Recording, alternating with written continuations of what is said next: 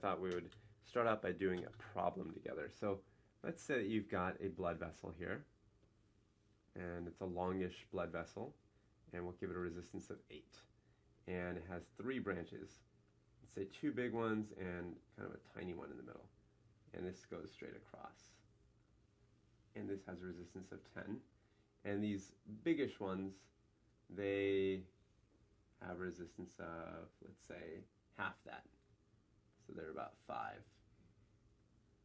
And on this side, they all come together again and enter a short vessel.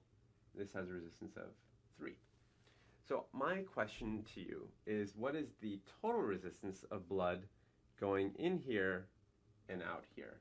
So it's going to have to go through this 8 bit, and then it has 3 choices here, here, here, or here. But eventually they all come together again into that 3 bit and then exit out the other side. So what is the total resistance? So what is RT for this? That's the question. And what I'm going to do is I'm going to divide into 2 parts.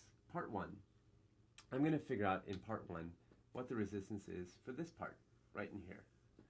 So I can do that using an equation I introduced in the last video, which was you can basically take RT, which is total resistance for that yellow box, equals 1 over 5 plus 1 over 10 plus 1 over 5.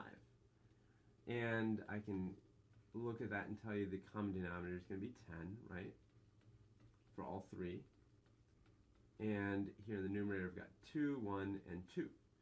So putting it all together, I've got 1 over, what is that, 5 over 10. And that equals 10 over 5, which equals 2. So that tells me that the resistance in this middle yellow box is 2. And that makes sense with our rule, because we said that when things are in parallel, the total resistance is going to be less than any component. And in fact, 2 is less than 5, 10, and 5, right? It's less than any of those numbers individually. So we've got now, in part 2, we have 3 things in series, right? We basically have something like this. We have 8, and we have 2, and we have 3. So we've got basically 3 things in a series, and so we simply add those up. So I'm going to say RT now equals 8 plus 2 plus 3, and so RT equals 13. So if I want to know what is my total RT, my total resistance, I would say it is 13.